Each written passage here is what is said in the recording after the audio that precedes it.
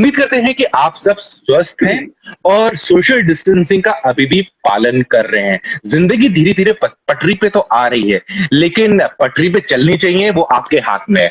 मैं हूं Sandeep the mobile Indian से। मैं हूं निमिष दुबे टेक टीपी से। और मैं नंदगोपाल इंडियनएक्सप्रेस.com से। तो फ्रेंड्स, आज हम एक चीज पे बात करने वाले हैं, फिर दूसरी चीज से ही बात करने वाले हैं, लेकिन उससे ज्यादा इंपॉर्टेंट चीज जिसपे हम बात करने वाले हैं वो ये है कि हमने पूरे हफ्ते भर आपसे पूछा था कि हमसे आप क्वेश्चंस पूछिए, तो इस वाले एपिसोड में हम आपके उन सब क्वेश्चंस का भी जवाब देंगे। लेकिन आप पहले बात कर लेते, जो हमने कहा था एक चीज से बात करेंगे, तो एक चीज वाली जो चीज बात करने वाली है वो ये है कि मार्केट में अब जो 2-3 कंपनीज हैं जो आंकड़ों के ऊपर नजर डालती हैं कि कौन सी कंपनी कैसा काम कर रही है। उनमें आईडीसी है, एक काउंटर पॉइंट है और एक एनालिस्ट है, और सबकी रिपोर्ट्स आ चुकी है। तो नंदू, सबसे पहले आपसे ही बात करते हैं, आपसे पूछते हैं कि जो तीनों रिपोर्ट्स आई हैं, ओवरऑल तीनों की तीनों रिपोर्ट कह रही है कि सबका मार्केट डाउन हो रहा है।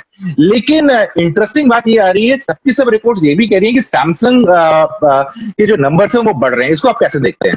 जी, इसमें 2-3 चीजें। एक तो आपको पहले समझना चाहिए, जो नंबर जो बोलते हैं वो शिपमेंट नंबर्स होते हैं, सेल्स नंबर्स नहीं होते हैं। सेल्स इंडिया में शायद एक एजेंसी देखता है, और वो भी डेटा फ्रीली अवेलेबल नहीं है। वो ऐसे कंपनी नहीं है जो आपको फ्री में वो डेटा दे देगा।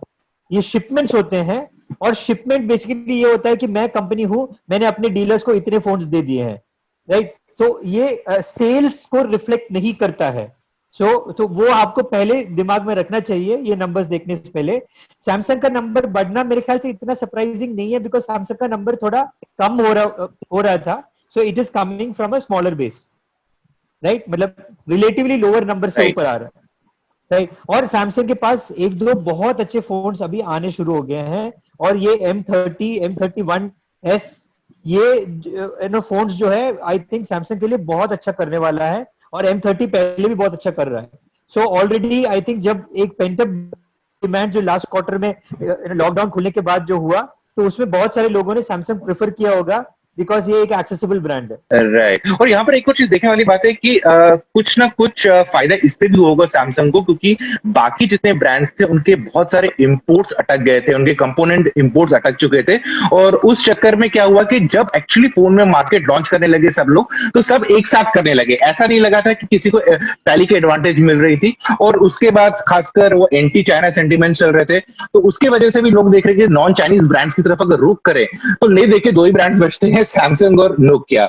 नोकिया का तो ऑफ लेट कोई डिवाइस आ नहीं रहा था, तो इसीलिए आई थिंक सैमसंग को इसका भी फायदा हुआ। निमिष, आपको क्या लगता है इस पिछले क्वार्टर में सबसे अच्छे फोन आपके हिसाब से कौन कौन से थे? हाँ, देखिए, ध्यान रखने की इंटरेस्टिंग बात इसमें यहाँ है संदीप के कैनालिस्ट ने अलग रिपोर्ट दी थी। कैनालिस्ट ने कहा था कि वीवो नंबर 2 है, सैमसंग नंबर 3 है। और काउंटर पॉइंट दोनों ने सैमसंग को नंबर 2 पे कहा था। और नंबर 2 यानी Xiaomi के बहुत छूने भर के डिस्टेंस के अंदर, कि 3%, बस 3% मार्केट शेयर का डिफरेंस दोनों में है, ऐसा कहा था।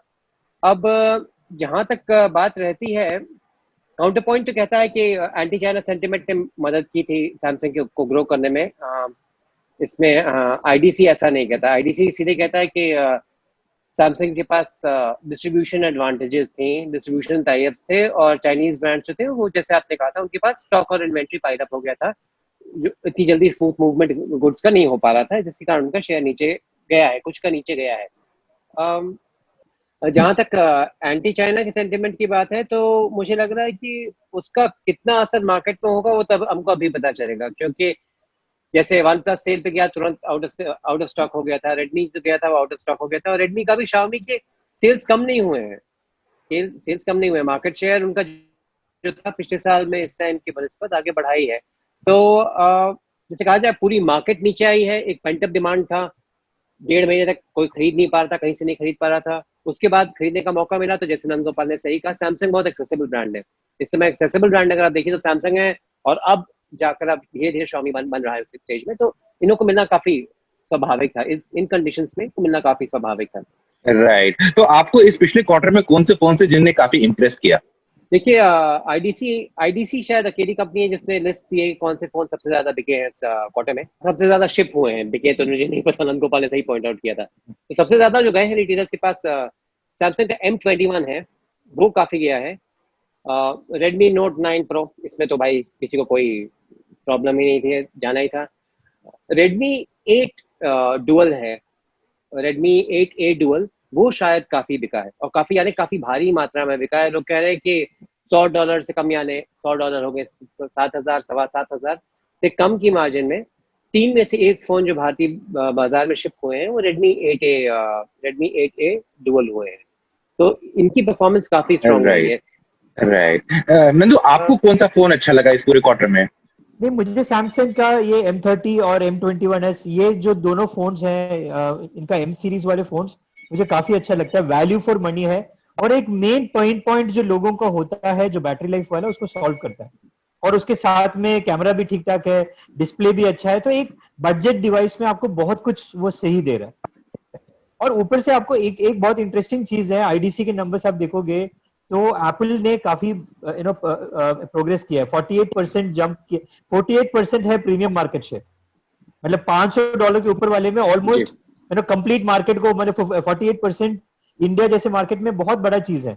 और आप देखो प्रीमियम $500 के ऊपर वाले सेगमेंट में शायद अभी ऐसा सिचुएशन फिर से आ गया होगा, ये पहले होता था। एप्पल का जो ओवरऑल मार्केट का 2% होता था, उसका वैल्यू Xiaomi के फुल मार्केट शेयर से ज्यादा होता है।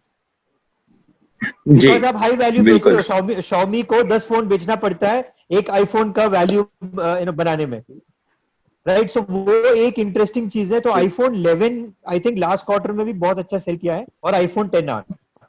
सो अभी एक फिर से लोग देख रहे हैं कि एक जो लॉन्ग लास्टिंग डिवाइसेस देखते हैं, तो उसमें जो लोग उसके लिए थोड़ा एक्स्ट्रा स्पेंड करने के लिए तैयार है, वो उसमें आई थिंक बहुत सारे लोग अभी आईफोन में कन्वर्ट हो रहे हैं अभी। बात इस पे है कि अगर आप एप्पल के 48% शेयर देखिए तो ये आईडीसी रिपोर्ट के अनुसार ये $500 के ऊपर वाले फोन होंगे। अब $500 है आपके 37,000 40,000 के आसपास। अब देखिए वहां उनके खिलाफ कौन कौन खड़ा था। OnePlus 8 खड़ा है, सैमसंग खड़ा है, ये बड़े ब्रांड्स हैं, काफी बड़े ब्रांड्स हैं। OnePlus, अब जैसे कहा जाए OnePlus की इक्विटी काफी भारी भरकम है, और उसके बाद अब 48% शेयर लेके आप खड़े हैं वहां पे। OnePlus 8 है, OnePlus 7T Pro है, OnePlus 8 Pro है, Xiaomi भी आ गया था Mi 10 लेकर के। इस सब के बाद, और गैलेक्सी अल्ट्रा वल्ट्रा की तो बात भी मैं नहीं कह रहा हूँ। मैं कह रहा हूँ कि 40,000 से ऊपर जो फोन, 40,000 की रेंज में जो फोन है, वो इतने अच्छे ब्रांड से आ रहे हैं, वेल नोन ब्रांड से आ रहे हैं, फिर भी आप 48.4% सेगमेंट लेके बैठे हैं। ये काफी जबरदस्त चीज है, जबरदस्त परफॉर्मेंस है एप्पल का। इसमें एक इंटरेस्टिंग चीज है, ये Xiaomi का जो प्रीमियम फोन है, ये एक्चुअली नंबर्स में दिखने लगा है। ये पिछली, मतलब पहले इतना जो इनका अर्लियर प्रीमियम फोन बिल्कुल चला नहीं था, मतलब ये at least it has made some impact into the market. अगर आप एक क्रिटिकल मास नहीं सेल करोगे ना, आपका नंबर्स में नहीं दिखता है, स्पेशली बिकॉज इंडिया इतना बड़ा मार्केट है। 1% मार्केट शेयर भी बहुत ज्यादा नंबर बेचने के बाद ही आपको मिलता है। सो मतलब कि Xiaomi वो $500 प्लस रेंज में दिखने लगा है, उसका मतलब है कि थोड़ा बिका है इनका फोन। राइट। और खासकर यहाँ पर एक और चीज देखने वाली बात है कि जब से Xiaomi प्रीमियम सेगमेंट में दस्तक दे रहा था, उसके बाद वो कंटिन्यूअसली फोन लाते रहे हैं। ऐसा नहीं है कि एक बार एक्सपेरिमेंट करके छोड़ दिया है। तो इसका भी फायदा हो रहा होगा उनको, क्योंकि अब रेगुलरली डिवाइस ला रहे हैं, लोगों को पता लग रहा है कि ये सीरियस प्लेयर है, इस सेगमेंट में फोन लाना चाहता है, टॉप सेगमेंट में। ऐसा नहीं है कि खाली बजट में ही अपने आप को लिमिटेड रखना चाहता है। निमेश, आपको क्या लगता है? देखिए एकदम एकदम प्रीमियम में तो मैं नहीं कहूँगा कि प्रीमियम में तो अभी Xiaomi का बस Mi 10 ही है। बाकी सब उनका जो है वो पुराने phone, Redmi K20 K20 Pro जो है, K20 तो शायद इतना मिलता नहीं है, K20 Pro अभी भी जो है वो 25,000 में। तो 25,000 50,000 दोनों में काफी अंतर है इस समय। लेकिन हाँ, मुझे लग रहा है पिछले साल K20 Pro K20 सीरीज के साथ एक जरा दुखद बात ये हुई थी कि बिका काफी था, लेकिन लोगों को लगा नहीं है कि बिका है। तो जैसी फिल्म, जैसे लोग कहते हैं ना कि फिल्म के रिव्यूज खराब थे लेकिन फिल्म चल गई थी, उस टाइप का मामला थोड़ा सा उसका था। मुझे लग रहा है Xiaomi के पास थोड़ी सी क्रेडिबिलिटी है, काफी क्रेडिबिलिटी है एक्चुअली। उतनी क्रेडिबिलिटी शायद नहीं है जितना 15,000 रुपए के फोन के सेगमेंट में है, लेकिन हाँ है, कुछ है उनके पास। जी बिल्कुल। मैं जब प्रीमियम की बात कर रहा था, मैं 30,000 के संदर्भ में ही कह रहा था।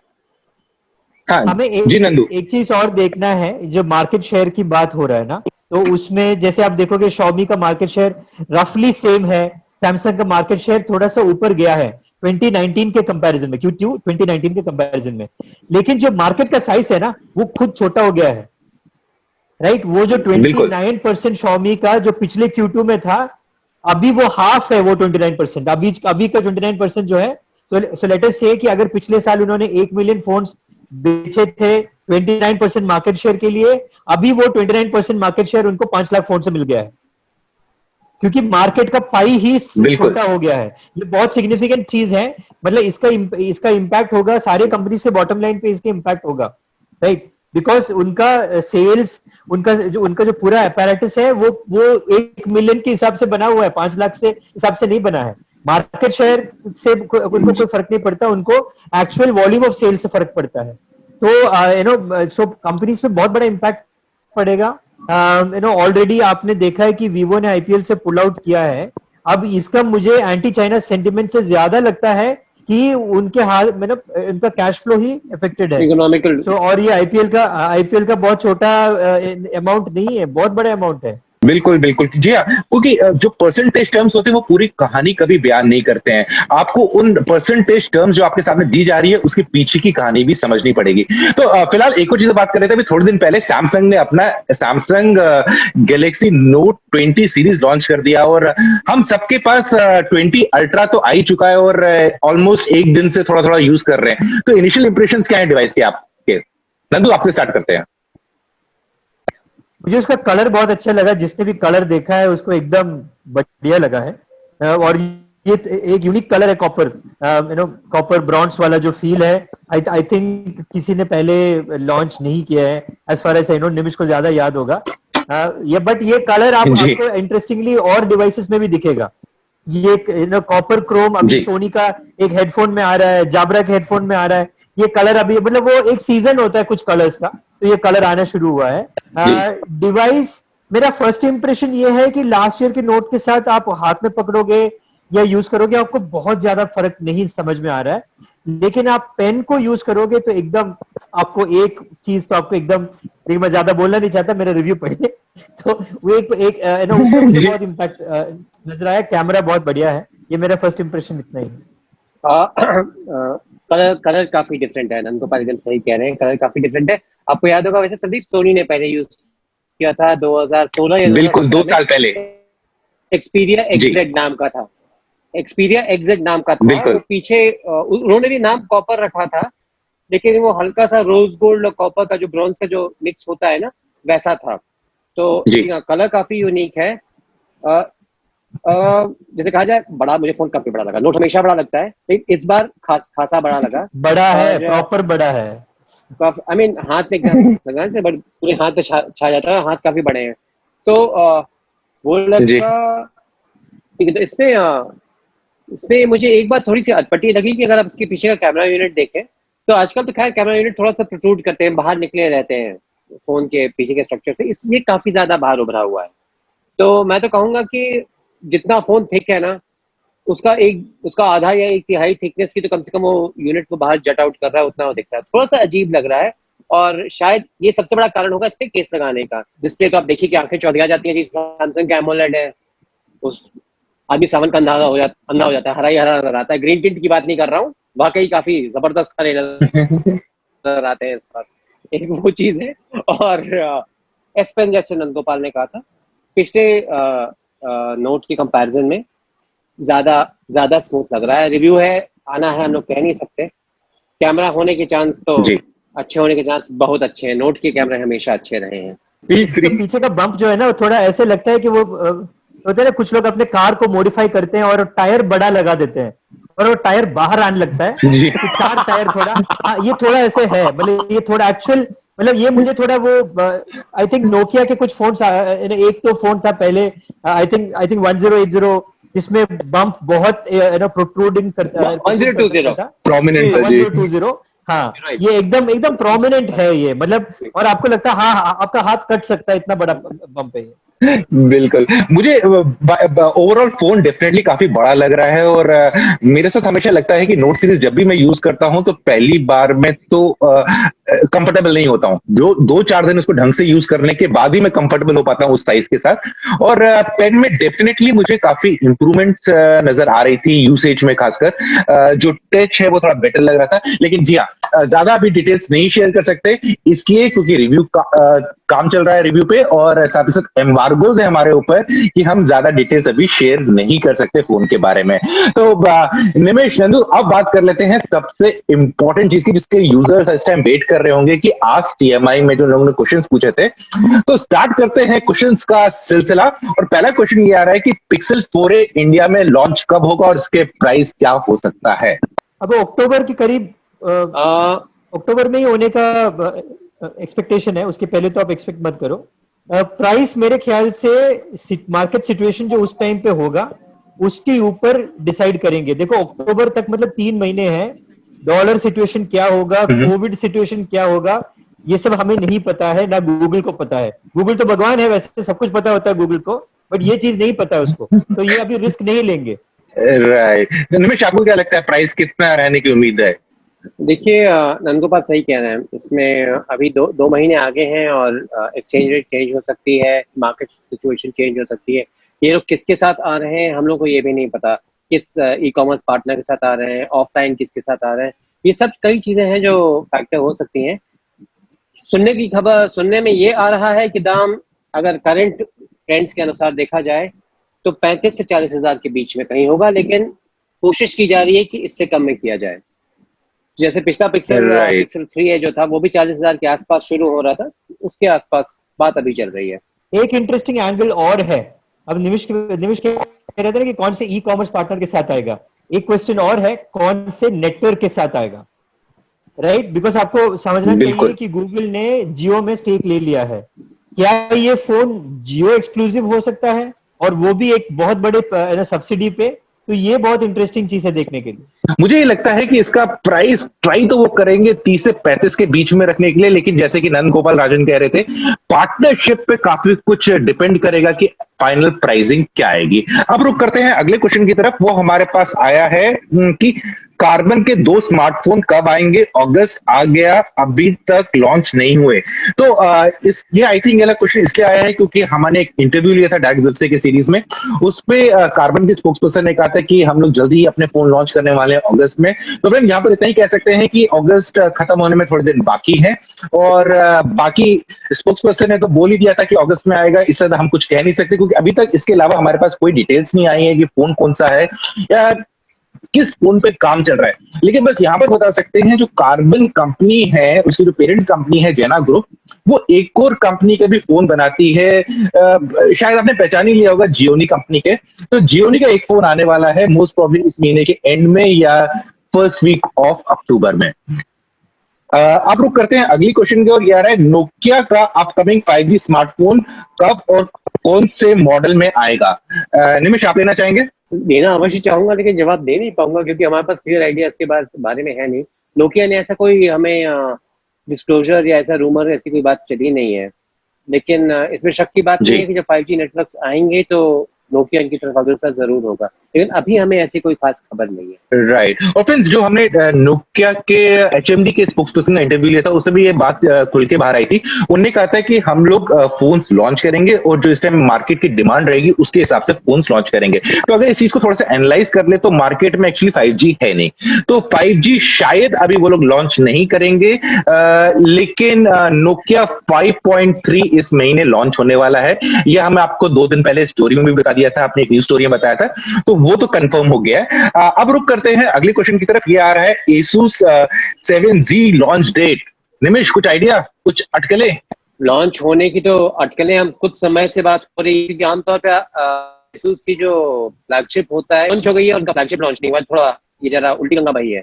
कुछ लोग अटकलें लगा रहे हैं, कौन जाने Asus उतना ध्यान नहीं दे। बीच में बात चली थी कि Asus कौन जाने अपने Zenfone, जो बाहर Zenfone डिवीजन कहते हैं, उस पर उतना फोकस ना करे। तो अभी तो हमारे पास खबरें नहीं है, और आ जाए तो अच्छा है, क्योंकि जहां तक मुझको याद है 6Z फोन तो काफी अच्छा था। नंदू, यहाँ पर एक और सवाल आ रहा है उसी क्वेश्चन सीरीज में। उसने पूछा है अपकमिंग नॉन चाइनीज 5G कौन से होंगे इंडिया में अंडर 30K। तो यहाँ पर एक्चुअली सवाल ये उठता है कि सच में कंज्यूमर्स को भी 5G स्मार्टफोन लेना चाहिए? लेके रख लो, आप पैसे है तो और क्या करोगे। मतलब अगर आप 2-3 साल में अगर आप फोन नहीं चेंज करना चाहते हैं तो इट मेक सेंस कि आप लेके रखोगे, क्योंकि देखो मेरे ख्याल से इस साल के एंड तक तो नहीं आएगा। 5G आने का जी। कोई सीन नहीं है। अगले साल अगर आ गया तो आपको बुरा लगेगा, आपके पास 4G है, 1G कम है, फिर उस टाइम पे हाँ जी बोलने से अच्छा है तो अभी से लेके रख दो जी, क्या करोगे आप? मुझे कोई वैल्यू नहीं दिख रहा है, मतलब देखो बिल्कुल। आप 4G से 5G में जाओगे तो क्या जो 10 मिनट की बात है वो 8 मिनट में कर पाओगे? नहीं कर पाओगे ना। तो ऐसे तो इसी आपको पहले तो लोगों को पता ही नहीं है कि 5G से क्या आने वाला है, 1G और रख लेते हैं बस, और क्या मतलब है? देखो 5G रेगुलर कंज्यूमर्स को बहुत ज्यादा हेल्प नहीं करेगा। अगर हेल्प करेगा तो ये होगा कि आपका 4G जो है वो थोड़ा सा डीक्लॉग हो जाएगा इमीडिएटली। जो 4G का बैंडविड्थ दूसरी चीजों के लिए यूज हो रहा है वो शायद 5G पे चला जाए और आपका 4G का कॉल बेटर हो जाएगा, राइट? और 5G आपका आएगा तो बिल्कुल। आपका डिवाइस एक्सपेंसिव है, आपका सर्विस भी प्रीमियम सर्विस होगा। डोंट एक्सपेक्ट कि आपका 5G सर्विस सस्ते में आपको मिलेगा जैसे जियो की तरह, नहीं होगा वो, क्योंकि उसका रिक्वायरमेंट ही कुछ और है बिल ना। अब आप उसमें चले जाओगे, आपने फरारी ले ली, चलाना आपको कानपुर में है, राइट? तो वो बात बनेगी नहीं, मतलब अभी तो लेके कोई फायदा नहीं है, बट आप लेके रख सकते हो, पैसे की बात है बस, जितना है आपकी श्रद्धा है। बिल्कुल है। तो अगर आपके पैसे खर्च करने के लिए हैं तो बेटर है कि पार्ले जी ले ले, थोड़ी एनर्जी आ जाएगी। तो 5G पे अभी थोड़ा सा होल्ड बैक कर लीजिए। अगला सवाल ये आ रहा है, MI UI 12 based on Android 10 Redmi note 7 और 8 सीरीज पर कब तक आएगा? बेसिकली MI UI 12 से रिलेटेड क्वेश्चन है कि कब तक आएगा। देखिए आने की तो बात अगले 1 महीने के अंदर है, क्योंकि जहां तक मुझको पता है एक पोको पोको पोको X2 पे शायद 1-2 दिन पहले अभी आया है, तो इनका रोल आउट हो रहा है। जी। लेकिन एक तो एप्पल की तरह नहीं है कि एक बार उन्होंने कहा कि आज रोल आउट हो रहा है तो कल तक आपको मिल जाएगा, ऐसा नहीं होता। वो धीरे धीरे आता है, पहुंचते पहुंचते अलग अलग डिवाइसेस तक पहुंचते पहुंचते 15-20 दिन लगते हैं। Xiaomi के साइट पे होगा, ये गूगल करके चेक कर ले उनका रोल आउट शेड्यूल क्या है, उनको पता चल जाएगा। नंदू, आप कुछ ऐड करना चाहते थे? नहीं, मैं जिन्होंने सवाल पूछे मैं उनको बोले लाइफ में थोड़ा टेंशन कम लिया करो, ये सब इतनी इंपॉर्टेंट चीज नहीं है, वो आएगा अपने आप अपडेट हो जाएगा, इतना टेंशन मत लो यार। तो अब अगले क्वेश्चन की ओर बढ़ते हैं। वो आ रहा है कि what is the future of non Chinese brands, can they capture the Indian market? Non Chinese brands India में कौन कौन से हैं, पहले उससे बात शुरू करते हैं। सैमसंग हो गया, जी। नोकिया है और एप्पल है, और बाकी इंडियन ब्रांड्स अगर है तो है, अभी मतलब दिखते नहीं है। एसूस भी कह सकते माइक्रोमैक्स हैं। है, हाँ हाँ, एसूस एसूस भी ऐड कर सकते हैं। एसूस ऐड कर सकते हैं टू अ जी। Certain extent. नॉन चाइनीज में वो थोड़ा सोच समझ के बोलने वाली बात है। चाइना कहता है कि ताइवान चाइना का ही है ना? सो ये इतना थोड़ा कंफ्यूजिंग है, मतलब वो थोड़ा जियो पोलिटिकल इश्यू हो जाएगा उसमें कि वो चाइना है नॉन चाइनीज है, बट एनीवे आप कह सकते हो कि नॉन चाइनीज है। तो अब इसमें आपके पास एप्पल का फोन है, सबकी बस की बात नहीं है, अफोर्डेबल नहीं होता है। नोकिया की फोन है, अक्रॉस प्राइस पॉइंट्स आता है, Nokia completely made in India phone है। सैमसंग का भी completely made in India phone है। इनफैक्ट एलजी भी है, एलजी अगर फोन लेके आना चाहता है तो, राइट? लेकिन ये इन सबको थोड़ा सा अपहिल क्लाइंब है, राइट? सैमसंग को छोड़ के बाकी सबके लिए थोड़ा अपहिल क्लाइंब है to come into mind space of Indian users, right? तो उनको बेसिकली झंडा चिपकाना राइट। पड़ेगा पीछे बेचने के लिए। अभी आपको दिख रहा है कि एप्पल ऑलरेडी आईफोन 11 का प्रोडक्शन इंडिया में लेके आया है। जो ये आपको दिखेगा, आई थिंक फर्स्ट बेनिफिट तो शायद सैमसंग को होगा सबसे ज्यादा। राइट। जैसे आपने एलजी का नाम लिया था, तो एलजी भी तैयारी कर रहा है। मोस्ट प्रोबेबली इस महीने या नेक्स्ट महीने एलजी के 2 एंट्री हो या मिड लेवल फोन लॉन्च होने वाले हैं। मॉडल्स क्या है इनकी जानकारी भी हमारे पास नहीं है, लेकिन कुछ ना कुछ तो खिचड़ी पक रही है। अब रुक करते हैं अगली क्वेश्चन की ओर। वो ये है कि Xiaomi ने Mi A4 को किल कर दिया या Mi A4 आएगा? निमिष, आपको क्या लगता है? ये फोन देखिए, ये तो किल कर दिया तो हमें तो पता भी नहीं था, बेचारा जिंदा था, उसको मार दिया कैसे, ये तो हमको हमें ये तो थोड़ा सा पता ही नहीं है। लेकिन नेटफ्लिक्स का ऐड लग रहा है, हाँ। क्यों नहीं आएगा, मैं नहीं एकदम एकदम हाँ एकदम सनसनीखेज, खून क्या लाश उसको मार लापता, दिया? पता भी नहीं था या नहीं था। एग्जैक्टली। देखो मरने वाला फोन था तो आप इसका टेंशन मत लो और खरीदने के अब पीछे मत जाओ। अगर कंपनी ने Okay, मार दिया, अगला लोगों क्वेश्चन को आ रहा पता है। नहीं चला, ऐसा नहीं फोन मत बचा। खरीदो आप। टेंशन क्यों ले रहे हो उसके बारे में? राइट। अब अगला क्वेश्चन है जो काफी लोडेड क्वेश्चन लग रहा है. What do you feel about malpractices carried out by Chinese brand like reducing smartphone life span by degrading performance after software update, launching too many smartphones frequently to make consumer confused, ads, data breaches, creating unnecessary hype, only talk about on paper specification but totally neglected user experience software optimization. They killed competition, so we left with no option other than Chinese. आधा इसमें जो आपने बोला वो advertisement है और बाकी आधा बिजनेस है. जी राइट, वो तो आपका हलवाई भी करता राइट, है, तो जो यानी बोलता है वैसे थोड़ी आपको मिलता समोसा. जी वो भी कंपटीशन को किल करना चाहता है. वो बोलेगा कि मेरे दूसरे हलवाई के उसमें घी शुद्ध नहीं यूज होता है. कि देखो ये बिजनेस का तरीका है, हर बिजनेस में होता है, सब करते हैं. राइट. लेकिन आपको क्या लगता है कि ये बहुत सारे लोग कहते हैं कि आजकल के जो फोन्स की जो लाइफ स्पैन है वो काफी कम हो चुका है. जो पहले फोन थे कम से कम 3-4 साल आराम से चलते थे, अब 1-1.5 साल में बोलने लगते हैं. तो ये एक्चुअली ब्रांड ऐसा करते हैं ताकि उनकी नेक्स्ट जो बैचेस आने वाले हैं उनकी सेल हो, या ऐसा नहीं है? देखो आई थिंक इसमें दो चीजें हैं. एक तो पहले फोन्स जो थे लोग बहुत सालों के लिए बनाते थे और कंज्यूमर्स खरीदते भी बहुत साल के लिए.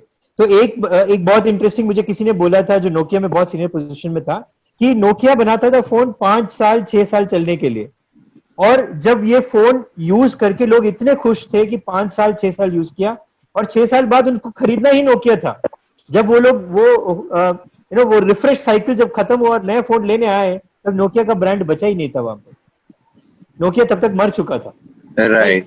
ये एक ये सारे बहुत सारी कंपनीज के लिए एक थोड़ा सा वार्निंग सिग्नल था कि इतना भी अच्छा ना बना दो कि पता ना चले कि वो रिफ्रेश साइकिल में ही है. तो इसकी वजह से कहते हैं कि कुछ फोन कम चलता है, लेकिन आप देखोगे कुछ फोन बहुत ज्यादा चलता है. आज आज अगस्त 2020 है. आज मैं बाहर गया था बहुत दिन बाद. मैंने देखा मेरे साथ में जो कार पार्क किया हुआ था उसमें एक बंदा ब्लैकबेरी फोन पे बात कर रहा है. ब्लैकबेरी का लास्ट फोन कब लॉन्च हुआ था मेरे को याद भी नहीं है. 2 साल पहले लॉन्च हुआ था, लेकिन वो सब किसी ने खरीदा नहीं है. उसके पास जो फोन था वो पासपोर्ट फोन था, राइट, जो मेरे ख्याल से 4 साल पहले शायद लॉन्च हुआ है.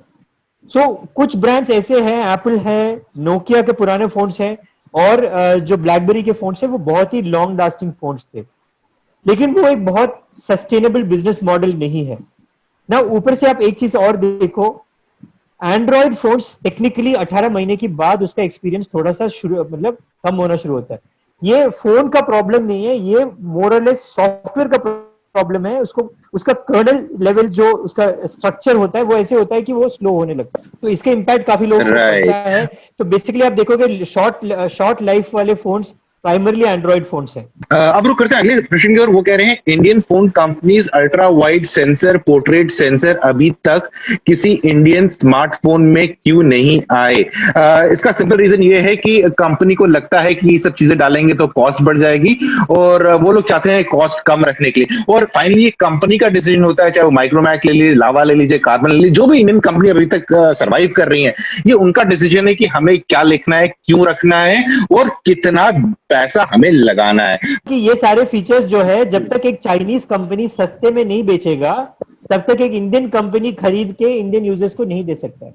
बिल्कुल. और अगला क्वेश्चन इसी से रिलेटेड है. कुछ चाइनीज फोन में जो कैमरा सेंसर्स हैं वो किस देश में बनते हैं except Samsung and Sony sensors as primary sensor?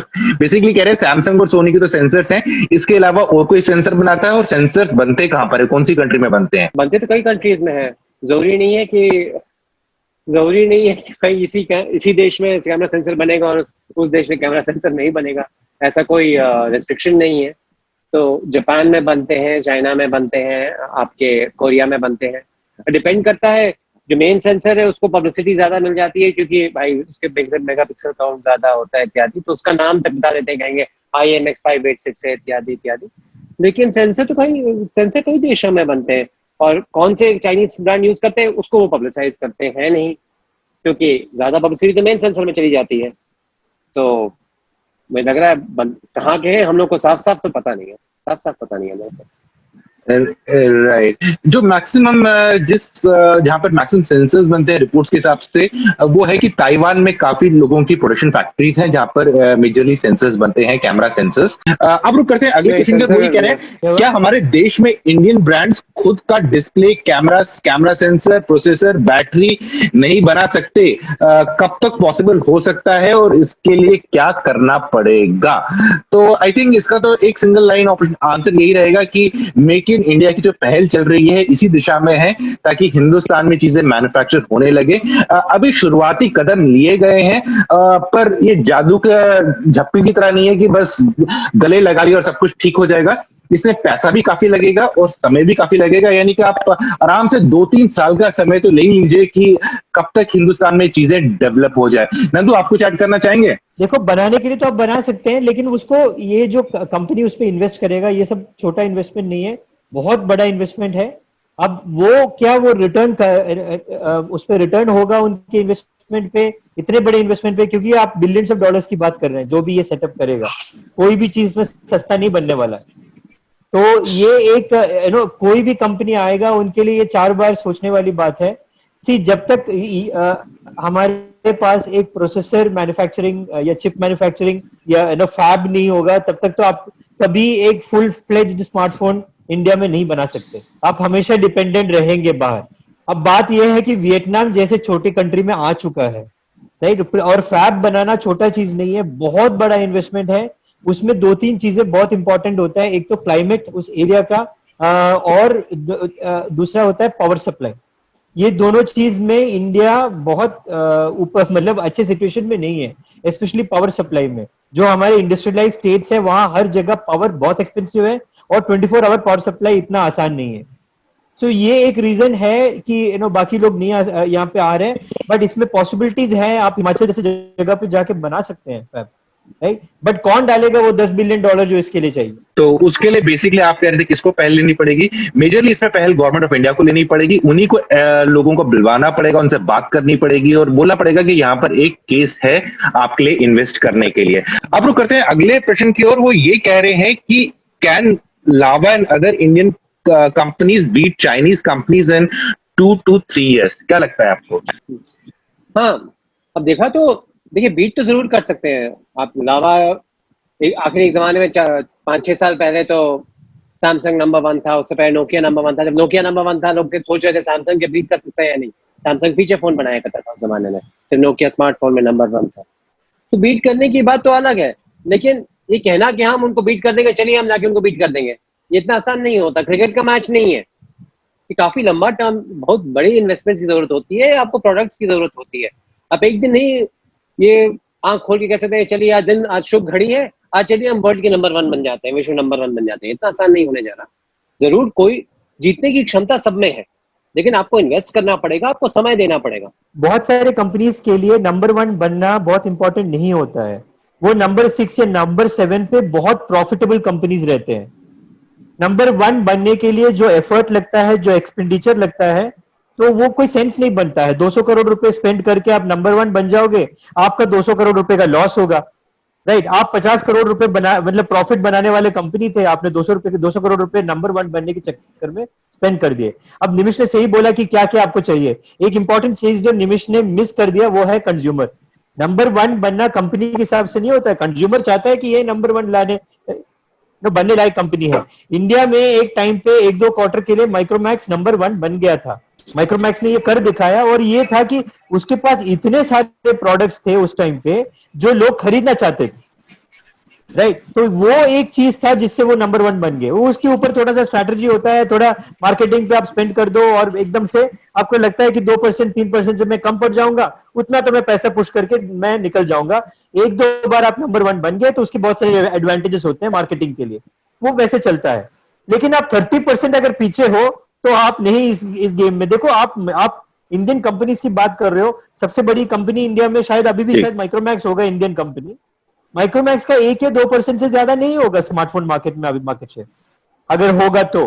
Feature phone में तो है, बट अब वो कहां से आके हाँ, वो कहां से आके Xiaomi के 28% को करेंगे हिट, है ना? तो ये तो बहुत ही मुश्किल मुश्किल वाली बात है। अभी शायद वो कहानी शुरू हो सकता है 3 साल 4 साल बाद आप हो सकता है। देखो आपको उसमें इकोनॉमिक्स में हम लोग एक टर्म कहते हैं ceteris paribus, other things remaining the same, other things will never remain the same, right. आप यहाँ से दौड़ना शुरू करोगे, बाकी दुनिया भी आपके साथ दौड़ रहा है, राइट। तो वो आपका प्लेइंग फील्ड जो है वो चेंज होता रहेगा, गोल पोस्ट जो है वो चेंज होता रहेगा। नंबर 1 बनना इतना आसान काम नहीं है। बिल्कुल, और मार्केट में सब कुछ ही वेरिएबल होता है, कोई भी चीज कांस्टेंट नहीं होती है। और आप कुछ कर रहे हैं तो इसका मतलब ये नहीं कि बाकी ब्रांड भी शांत बैठेंगे, वो भी कोशिश करेंगे क्योंकि उनने भी तो पैसे लगाए हैं मार्केट में। अब रुक करते हैं अगले प्रश्न की ओर। उनका ये सवाल है कि एक स्मार्टफोन का लाइफ स्पैन कितना होना चाहिए? मतलब इनवेरिएबली 2 साल 3 साल तो फोन चल जाएगा, बट कोई कंपनी नहीं चाहता है कि उनका चीज उससे जल्दी खराब हो जाए। वो जेम्स बॉन्ड के पहले आते थे ना, मतलब आया आपने पढ़ लिया और फूफ करके वो उड़ गया, मतलब उस टाइप का फोन थोड़ी बनाएगा कोई। वैसे उस टाइप के फोन मिलता है आपको, यूरोप में मिलता है, use and throw phone, burn phone बोलते हैं शायद उसको। और एक अगला जो सवाल है काफी इंटरेस्टिंग है, वो कह रहे हैं क्या स्मार्टफोन कंपनी मार्केटिंग से बायर्स को मैनिपुलेट करते हैं स्मार्टफोन अपग्रेड करने के लिए? तो ये मैनिपुलेट तो नहीं करते, लेकिन जरूर पुश करते हैं कि हमारी नई चीज आ रही है, ले लो। और मार्केटिंग एक इंपॉर्टेंट चीज है जिसकी वजह से लोगों को पता लगता है कि नया प्रोडक्ट आ रहा है। तो आई थिंक इसमें कुछ मैनिपुलेशन वर्ड तो यूज नहीं कर सकते, लेकिन जी हाँ, आजकल के जमाने में जो दिखता है वो बिकता है। और कंपनीज अगर अपने प्रोडक्ट के बारे में खुद ही चर्चा नहीं करेंगे तो पड़ोसी या दूसरे ब्रांड तो बिल्कुल भी नहीं करेंगे। तो इसलिए इसमें कोई गलत चीज नहीं लग रही है। तो फ्रेंड्स, सवाल जवाब का सिलसिला यहीं खत्म करते हैं। तो फ्रेंड्स, मुझको, निमिष को और नंद गोपाल राजन को दीजिए इजाजत। जल्दी मिलते हैं एक और नए वीडियो में, तब तक के लिए आप अपना ख्याल रखिएगा।